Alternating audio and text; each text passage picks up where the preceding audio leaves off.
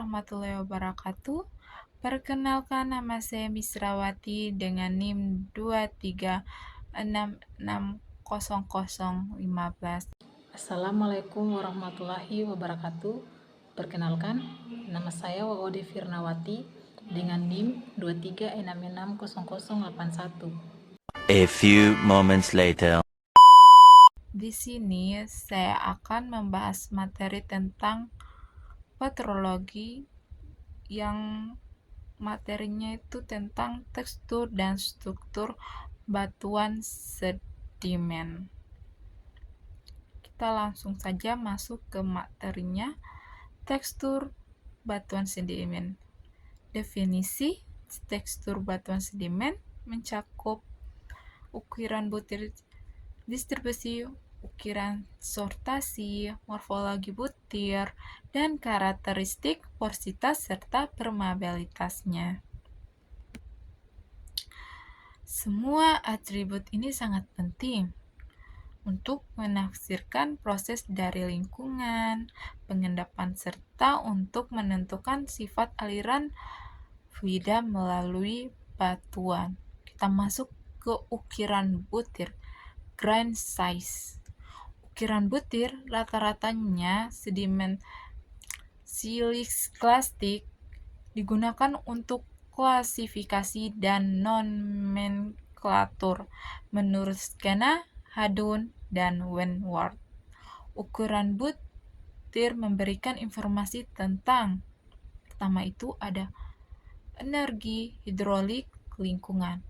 Sedimen yang lebih kasar diendapkan oleh arus yang lebih deras, sedangkan lumpur terakumulasi di lingkungan energi yang lebih rendah. Jarak dari sumber, ukuran rata-rata menurun di hilir dalam sistem aluvial-fluvial dan di arah di bawah angin untuk bahan vulkanik klastik. Material sedimen yang tersedia. Erosi batu pasir rapuh hanya menghasilkan pasir dan kadar lumpur, sedangkan batu gamping, oolitik, dan fluid cenderung berukiran seragam. Kita masuk ke sortasi atau sorting. Penyortiran adalah ukuran standar deviasi dari sebaran distribusi ukiran butir. Dapat diperkirakan di lapangan menggunakan grafik pembanding. Informasi yang diperoleh dari sortasi mencakup tingkat agitasi dan pengerjaan ulang. Perdiep pengangkutan yang lama menghasilkan penyortiran yang lebih baik. Ukuran aslinya dan pemilihan bahan sumber. Ukuran butiran dari sedimen itu sendiri, di mana kerikil dari lumpur yang sulit disortir dibandingkan pasir. Kita masuk ke morfologi butir. 3 aspek penting dalam morfologi butir. Pertama itu shape, bentuk ditentukan oleh rasio sumbu pendek, panjang, dan menengah. Kedua, roundness, itu kelengkungan. Derajat kelengkungannya, tonjolan butir. Ketiga, sferisitas, seberapa dekat butir mendekati bentuk bulat. Kita masuk ke sedimen fabrik atau kemas. Definisinya, kemas atau fabrik mencakup orientasi dan pengaturan butir dalam batuan sedimen. Keduanya dapat dihasilkan dari proses pengendapan dan atau melalui penguburan dan kekuatan tektonik. Ketiga, kemas berhubungan dengan pengaturan butiran dalam batuan serta hubungannya dengan matris. Keempat, tinggi rendahnya kelimpahan matris berpengaruh langsung terhadap tingkat kerapatan persinggungan antara butir. Kita masuk ke struktur batuan sedimen. Definisinya, struktur batuan sedimen adalah kenampakan yang terbentuk dalam tubuh batuan sedimen dan atau di antara perlapisan batuan sedimen akibat proses fisika, kimia, dan biologis. Klasifikasi struktur. Struktur erosi terbentuk akibat proses erosi oleh aliran, fluida, dan sedimen sebelum pengendapan.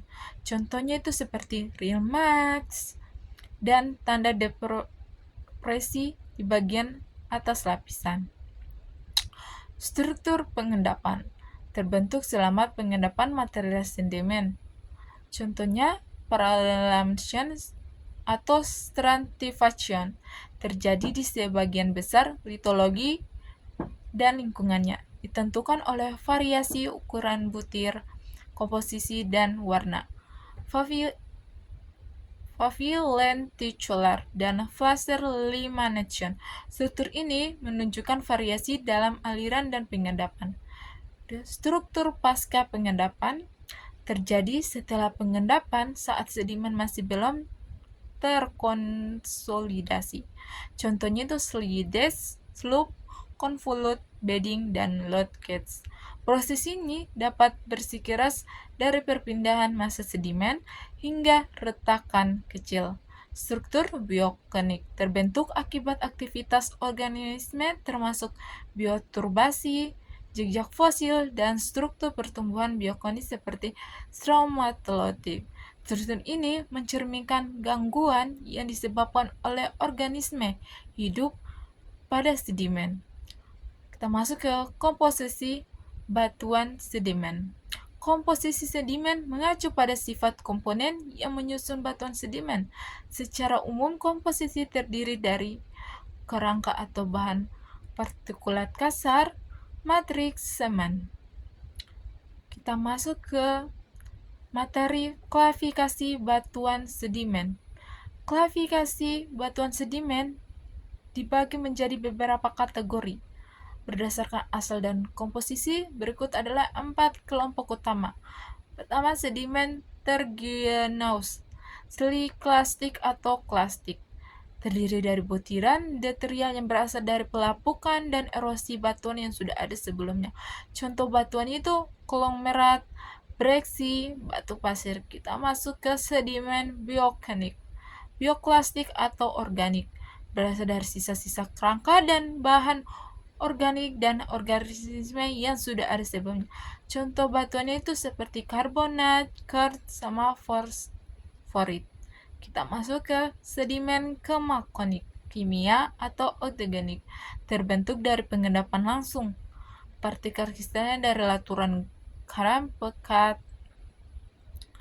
Contoh batuannya itu seperti evaporit, batu besi, sama duri kurus.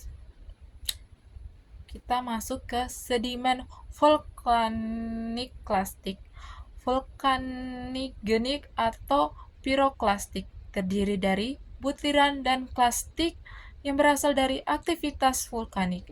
Contoh batuannya itu seperti outclasties, pirclasties, hiclasties, dan epiclasties. Kita masuk ke sedimen klastik. Konglomerat dikenal sebagai rudi, terdiri dari klastik berukuran kerikil lebih 2 mm. Itu memiliki lebih dari 50% klastik dan diameter lebih dari 2 mm. Jika kurang, disebut batu pasir kerikil atau berlumpur berkelipir. Batu pasir, batuan sedimen berputar sedang yang mengandung lebih dari 50% butiran berukuran pasir 0,063 sampai 2 mm. Dikenal juga sebagai orientasi west case dan gray west case. Sangat umum dapat ditemukan di hampir semua lingkungan, mulai dari dataran aluvial hingga cekungan laut dalamnya. Batu pasir kuarsa, tipenya lebih khas ditemukan di lingkungan laut dangkal, berenergi sedang hingga tinggi, serta di lautan pasir gurun Eolian dan bukit pasir di sepanjang pantai. Kita masuk ke ringkasan materi formenan batuan sedimen. Pertama itu definisi formenan. Istilah formenan berasal dari bahasa Prancis provenir yang berasal atau muncul dalam konteks geologi ini merujuk pada asal-usul batuan sedimen. Makna luas provenance mencakup lokasi daerah, sumber, ukuran, litologi, batuan induk, kondisi tektonik, iklim, dan relief daerah sumber. Penting studi provenance. Studi ini penting untuk memahami geografi dan membantu merekonstruksi posisi relatif lautan kuno dan daratan tinggi pada masa lalu geologis. Kita masuk ke provenance batu pasir. Fokus penelitiannya sebagian besar penelitian tentang provenance batuan sedimen siliklastik difokuskan pada batu pasir. Penelitian ini bertujuan untuk menafsirkan litologi batuan sumber dari kumpulan mineral detrital. Kita masuk ke metode analisisnya. Analisis petrografi kuarsa, feldspar, mikas mineral berat, dan fragmen batuan menjadi dasar penelitian. Teknik tambahan seperti mikroskop, fotoluminesensi, dan studi geokimia elemen jejak juga digunakan. Kita membaca proven dan kuarsa. Kuarsa sebagai komponen utama. Kuarsa adalah komponen yang paling melimpah di batu pasir dan menjadi fokus studi karena signifikansinya asalnya. Inklusi dalam kuarsa. Inklusi cairan dan mineral dalam kuarsa dapat memberikan informasi tentang asalnya, kepunahannya undulatori, dan sifat polykristalin kuarsa juga menjadi indikator asal. Cat hodoluminesken Cl. Ketika kuarsa dibombardir oleh aliran elektron, ia memancarkan cahaya citra Cl, menunjukkan karakteristik warna dan strukturnya dapat mengindikasikan asal kuarsa. Signifikansi feldspar dalam provenance. Feldspar sebagai indikator, meskipun jarang diarnit kuarsa, feldspar umumnya di batu pasir lainnya. Keberadaan feldspar menunjukkan deviasi dari batuan sumber kristal. Komposisi kimia dan mineralogi. Komposisi kimia feldspar berkaitan dengan jenis batuan sumber, keberadaan zonasi, dan kembaran di feldspar plagiaulus juga memberikan petunjuk tentang provenance. Masuk ke mineral berat dan fragmen batuannya. Pendekatan interpretasi.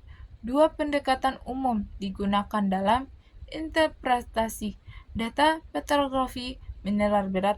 Pertama, menginterpretasikan litologi batuan sumber berdasarkan kumpulan mineral beratnya.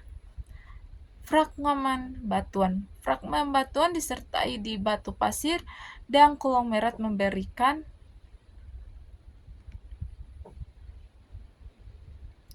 bukit kuat tentang litologi sumber. Fragmen vulkanik menunjukkan asal dari sumber vulkanik, sedangkan fragmen batuan kapur menunjukkan sumber batuan kapur. Kita masuk ke geokimia batu utuh sebagai indikator sumber.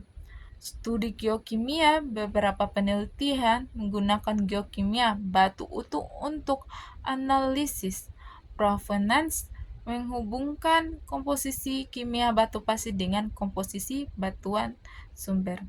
Studi ini memungkinkan identifikasi batuan sumber berdasarkan komposisi kimia yang lebih luas.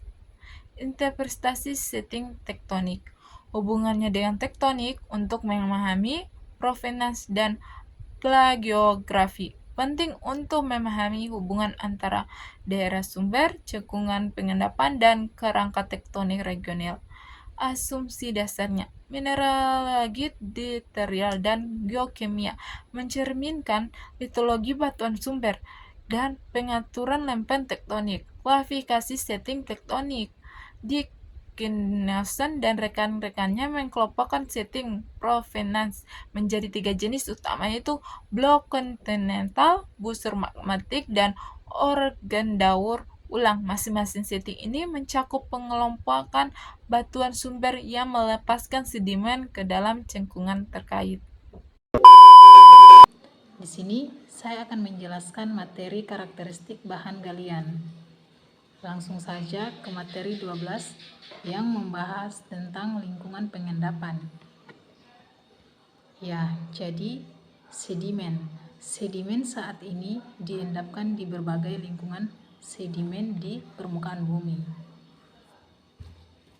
Sebagian besar fasies dari suksesi sedimen purba dapat ditafsirkan telah terbentuk di satu atau lain lingkungan ini, sehingga studi analog modern sangat penting dalam interpretasi rekaman batuan purba. Beberapa fasies tampaknya tidak memiliki analog modern, misalnya banded iron formation atau formasi besi.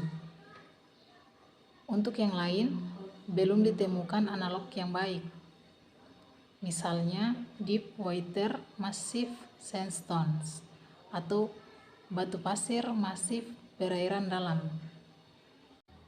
Lanjut ke analisis dan interpretasi batuan sedimen. Salah satu dari dua tujuan utama dalam analisis dan interpretasi batuan sedimen di lapangan adalah untuk menyatukan semua pengamatan yang berbeda pada fasies sedimen dan fiturnya, model dan proses fasies, asosiasi fasies, siklus dan urutan, tren dan geometri lateral, elemen arsitektur dan pengaturan spasial temporalnya, dan informasi apapun tentang kontrol dan laju sedimentasi. Kemudian digunakan untuk menyimpulkan sistem pengendapan atau bagian dari lingkungan pengendapan di mana sedimentasi terjadi. Dan selanjutnya ada beberapa definisinya, yaitu 1. Fluvial, yaitu proses yang berhubungan dengan aliran sungai atau endapan yang dihasilkan oleh proses aliran dataran fluvial. Kedua, aluvial, sedimen yang terbentuk karena proses pengendapan. Ketiga, eolian, yang berhubungan dengan angin, khususnya proses erosi dan pengendapan. Ya, jadi selanjutnya kita masuk ke materi 13 tentang proses metamorfosa dan batuan metamorfik. Petrologi batuan metamorf mempelajari batuan yang direkristalisasi dalam keadaan padat di dalam kerak bumi. Rekristalisasi batuan di dalam kerak melibatkan deformasi, karena deformasi meningkatkan reaksi mineral dengan memperkenalkan energi regangan dan membuka jalur untuk pergerakan fluida. Petrologi metamorf tumpang tindih dengan bidang geologi struktural. Banyak endapan biji terbentuk dari cairan hidrotermal pada suhu jauh di bawah suhu aktivitas beku. Petrologi metamorf melibatkan studi tentang mineralogi batuan metamorf. Ahli petrologi metamorf menggunakan mineral yang ada dalam metamorf untuk menentukan induknya atau protolit dan untuk memperkirakan kondisi metamorfisme. Terus, tidak seperti petrologi beku, petrologi metamorf tidak terlalu bergantung pada geokimia batuan secara keseluruhan. Kita lanjut di ruang lingkup metamorfisme. Jadi, dalam definisi yang sederhana, metamorfisme adalah rekristalisasi batuan pada kondisi di bawah liquidus. Pada suhu rendah, metamorfisme menyatu dengan proses yang dikenal sebagai diagnesis, yaitu perubahan yang terjadi selama sementasi batuan sedimen. Terus, pada suhu tinggi, metamorfisme tumpang tindih dengan proses beku pada kondisi di mana lelehan dihasilkan. Setelah itu proses pencairan sebagian batuan disebut anatesis. Lelehan yang dihasilkan oleh proses ini adalah batuan beku sejati, sedangkan residu yang tertinggal setelah ekstraksi lelehan, batuan yang dikenal sebagai restit, adalah batuan metamorf. Batuan tersebut bersifat metamorf karena mineral-mineral dalam restit, meskipun mungkin telah berada dalam keseimbangan dengan lelehan, tidak mengkristal secara langsung darinya. Kita lanjut ke jenis-jenis metamorfisme. Jenis-jenis metamorfisme terbagi menjadi 4. Yang pertama, metamorfisme regional. Metamorfisme ini merupakan metamorfisme yang terjadi secara regional dan luas, biasanya berhubungan dengan orogeny dan deformasi yang menyertainya. Contoh metamorfisme regional yaitu 1. Pegunungan Alpen, Himalaya, atau pegunungan Rocky Kanada akan mengungkapkan batuan metamorf di inti rentang di mana batuan mengalami deformasi dan metamorfisme pada saat pegunungan terbentuk. Kedua, pedalaman dari pantai California akan mendokumentasikan batuan terdeformasi dan bermetamorfosis selama akresis sedimen di sepanjang pantai barat Amerika Utara di Mesozoikum. Selanjutnya yang kedua metamorfisme kontak. Ini merupakan metamorfisme yang terjadi karena adanya kontak antara batuan protolit dengan panas di bawah permukaan bumi. Metamorfisme kontak terlokalisir pada daerah yang berdekatan dengan intrusi magma ke dalam kerak membawa panas ke tingkat kerak menengah atau atas.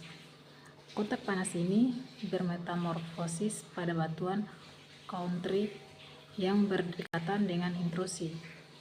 Pada tingkat kerak yang tinggi, batuan yang telah mengalami metamorfosis kontak tidak mengalami deformasi, tetapi pada lingkungan yang dalam, batuan tersebut dapat mengalami deformasi dan metamorfisme kontak dapat bergradasi menjadi metamorfisme regional. Contohnya batuan metamorfik kontak. Batu gamping berubah menjadi batu marmer.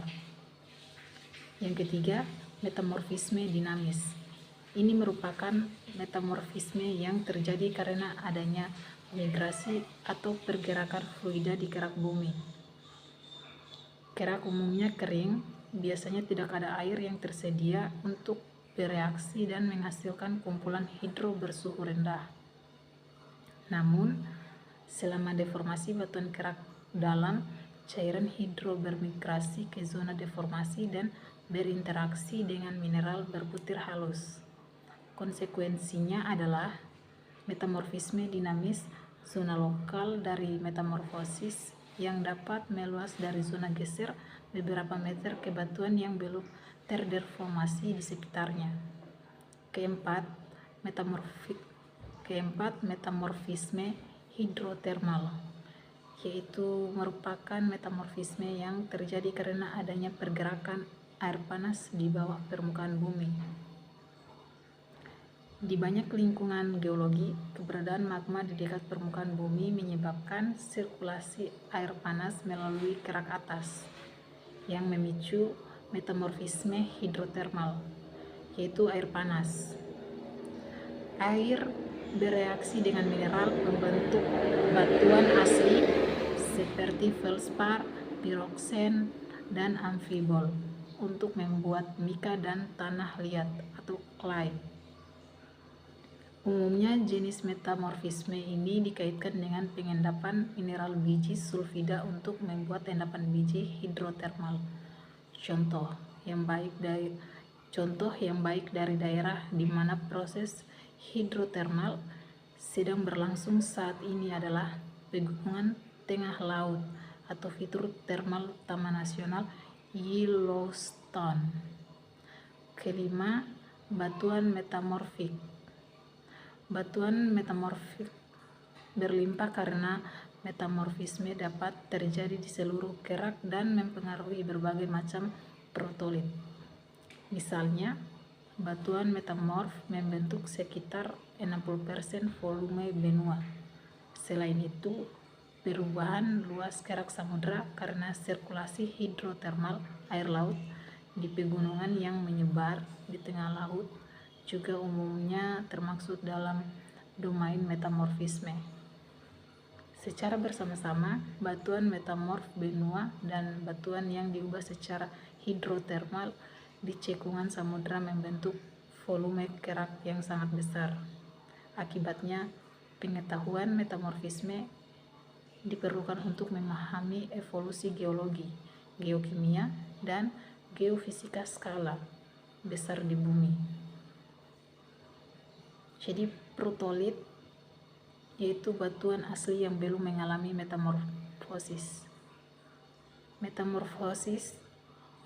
Metamorfisme yang terjadi selama pemanasan atau metamorfosis prograde boreal disebut panas dapat dimasukkan ke dalam kerak oleh badan magma yang pada pendinginan membebaskan kandungan panasnya dan pada kristalisasi membebaskan panas laten kristalisasi.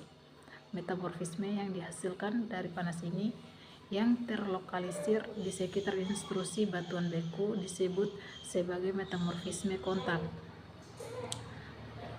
Panas dapat muncul di area yang jauh lebih besar, misalnya ketika batuan sedimen terkubur, baik melalui penurunan dan pengisian, cekungan sedimen atau dengan overthrusting batuan kerak lainnya. Suhunya naik. Hal ini sebagian disebabkan oleh gradien panas bumi dan sebagian lagi karena efek menyelimuti batuan kerak yang biasanya memiliki konsentrasi unsur radioaktif penghasil panas yang relatif tinggi. Metamorfisme yang dihasilkan dari jenis penguburan dan pemanasan ini dikaitkan dengan batas lempeng konvergin dan berkembang pada skala regional. Karena itu disebut sebagai metamorfisme regional. Ya, jadi kita lanjut lagi ke materi 14, yaitu batuan metamorf. Metamorfisme adalah perubahan yang terjadi pada suatu benda batuan akibat adanya pengaruh kondisi yang berbeda dari kondisi di mana ia terbentuk. Proses metamorfisme sebagian besar tetapi tidak semua melibatkan batuan yang terkubur jauh di bawah batuan lain, sehingga mengalami suhu dan tekanan yang lebih tinggi dibandingkan suhu dan tekanan pada saat pembentukannya. Ringkasnya, metamorfisme adalah proses di mana batuan yang ada sebelumnya atau protolit diubah oleh beberapa agen yaitu suhu, tekanan atau melalui kontak dengan cairan yang reaktif secara kimia atau kombinasi ketiga agen ini. Lanjut lagi ke fluida kimia reaktif. Fluida adalah cairan utama yang ada di dalam batuan kerak bumi.